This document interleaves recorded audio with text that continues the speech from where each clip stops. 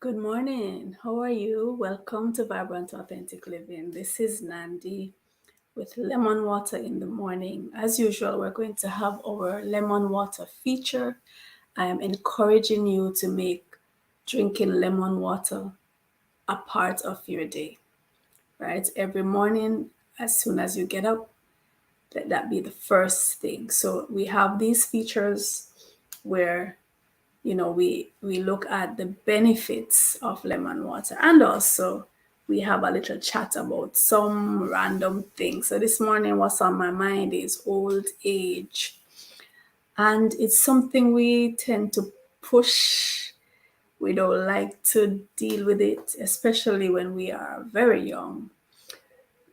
Children, adolescents, people in their 20s, even 30s, they tend not to want to think about old age and what's likely to happen and what will be your predicament. So that's what I'm going to be talking about, sharing my thoughts with you when we come back from the lemon water feature. So here goes.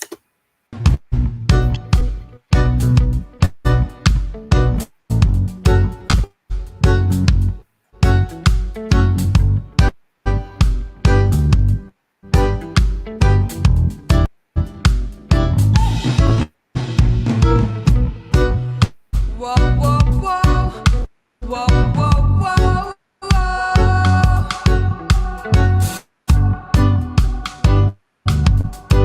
whoa, whoa,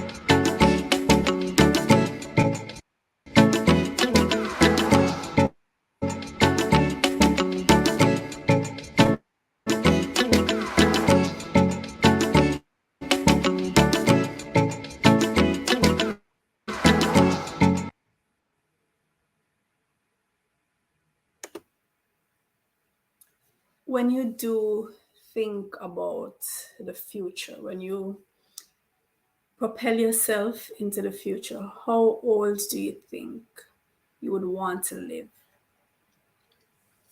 to be? For some persons, they want to live to a ripe old age. We're talking like beyond 100 years, right? I'm one of those persons. Um, you have humans who have lived, and depending on the culture, depending on their lifestyle, right? You have some cultures where the people are long lived, and they tend to be the more relaxed in terms of lifestyle, right? They're more closer to nature, closer to the natural way of eating and living, right? Very laid back, very casual. The more fast paced, industrialized, commercialized, metropolitan places tend not to have so long lived citizens. But the typical lifespan of the person in the West nowadays is roughly 70, 75 years. Women tend to outlive men. So, all other things being equal, you have husband and wife, all other things being equal in terms of they're the same age, relatively same in terms of their lifestyle and so on. All other factors being equal, the woman will tend to outlive the man. So some persons will say, well, I want to live to a ripe old age, but, and I think I would fall into this category. I want to live to a ripe old age, but not if I'm going to be decrepit, not if I'm going to be dependent on somebody else for everything, not if somebody's going to have to feed me, wipe my butt, pay all my bills, just every single thing. And some persons, when they get to a certain age, they are pretty much in a vegetative state, right? Even if they're not in an institution, but they are very vegetative. They just exist. They don't really have much of a quality of life. I don't want to be in ripe old age and not have a quality of life. I always say I want, when I'm old, maybe the last minute leading up to the end of my life, I want to be doing all the things that I enjoy, all the things that I'm passionate about. I want to be writing. I want to be creative. I want to be sewing. I want to be nurturing. I want to be teaching. I want to be still writing my books up until the very last minute because I want to milk everything out of this life, right? I love being alive. I love life. And I believe in a quality of life. And that is why I practice the things that I practice, the things that I talk about on this channel. That's why I'm so heavily into fasting. That's why I'm so heavily into eating natural, organic, mellow fruits as much as possible. I'm into drinking spring water. I'm into exercising. Every single morning I exercise. I'm into meditation. I'm into visualization. So all of these things are because I believe in a quality of life, not just the quantity of the years, but the quality. You should enjoy your life. You should be pain free. You should be in comfort. You should be relaxed. You should be calm. You should not be stressed. Your job, the thing that you get up and go to do every morning, it should be something you look forward to doing. It shouldn't be something that you don't want to get up out of the bed because it's just another day of drudgery. It pains your heart to get up. No, what you spend your day doing should be something that you can't wait to get out of bed because you're so excited, you're so passionate about the thing. Find your passion. Find your passion and go after that. Your passion should be your career. If your career is not your passion, you're not going to enjoy your life. Right? If the thing that earns you money is not something you're passionate about, you will not enjoy that the fruits of that earning. So make sure, and it doesn't matter how old you are, you can change careers, you know. You may have been forced into something, or you may have gone into something because you heard that, okay, this is a money maker, this will give me financial stability, this is what my mom says I can be, this is what dad was, so I have to follow in dad's footsteps. So you may have gone into that for whatever motive, and then you find yourself in something, in the middle of something that you're not really enjoying, your heart isn't in it, it's going to eat away at you. You're going to take it out on your patients, you're going to take it out on your customers, you're going to take it out on your clients. They're going to know that you don't really want to be there. So at whatever point in your life you find that bliss, you know the thing that gives you bliss. When you're doing it, you know it. Let that be your earner, or at least your main earner. And you can have whatever else on the side that's your bread and butter, right? But be passionate about the thing that you do all day long. That's very important. Your peace of mind, the quality of your life. And so if you carry this through and then you get to old age, even if you have to retire from that, you will still have that peace of mind, right? And be good to the people in your life. Be good to the folks that you meet coming up. Be good. Don't, I mean, if you have to protect and defend yourself, and if you have to hurt someone in the defense of yourself, by all means. But don't be the attacker. Don't be the person who goes out and causes trouble. Stay in your lane. Be good to others. And when you get to old age, you will reap the benefits of that also. Right? You will reap it. It might not be the person, the same person who you helped or who you were kind to, but it will come back to you. Sometimes you see persons in their old age and they're really decrepit, they're really suffering, they're really at a very low ebb, and you're one. And some of these people have kids, 2, 3, 4, 5, 6, 7 kids. And you're saying, how is it that none of your kids, none of your relatives is willing to take care of you? None of your relatives is willing to give back. Sometimes it can be that these people, the relatives or the kids, are just ungrateful. It can be that they are just not good people. But most times, when you see that happens to somebody in old age and everybody has turned their back on them, most times it's as a result of how they treated people coming up, right? They, some of them didn't take care of their kids, and then they expect their kids to shoulder the responsibility when they get to old age, and they did not put in the work, they did not show the effort, they did not show the love, the affection, the financial support. So sometimes you see this reach people in old age is as a result of what they have sown in their youth and in their middle years coming up. So try to be good to others, be helpful, be compassionate, stay out of people's way.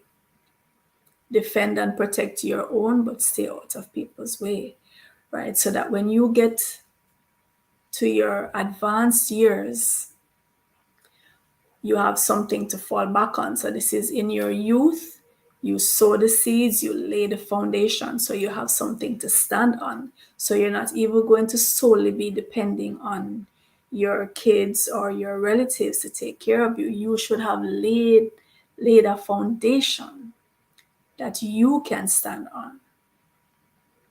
on your own, right? In terms of health, you have to take care of your health in your youth so that you'll have your health in your old age. You don't want to be in your 50s, 60s, 70s, and you're really just, it's like you have machines living for you. You have to be hooked up to a machine several times a week to clean your blood. You have to be hooked up to a machine several times a week to keep your heart going. You have to have implants to keep you going. It's almost as if you're not really there. You're just living off these machines. You don't want to be sedated by these chemicals in the pills and the medication, the injections that you have to be taking. You don't want to be drugged. You don't want to go through your old age as a zombie, drugged, toxic because of the buildup of decades of medication. No, you want to be able to enjoy health in your old age. Vibrance. This is what this channel is all about. Vibrant, authentic living. Take care of your health while you're still young, and you will have it as a reward in your old age. And you will go through your old age strong, maybe not as strong as when you were young, but still having that strength, still having that vitality, still having that acuteness, right, in your brain, still being able to think and be articulate and reason, still having your mental faculty intact, straight up until the time that you're ready to leave this earth, right? That is how we should leave this earth. You're not going to be as full of life as in your youth, but you should still have a good amount of life left in you on the verge of death. And so we can leave the earth in the full knowledge that we have done our best. We have taken care of this vessel that we were given on loan. We can show that we took the best care of this vessel. All right, so I'll talk to you tomorrow when we do our lemon water feature again.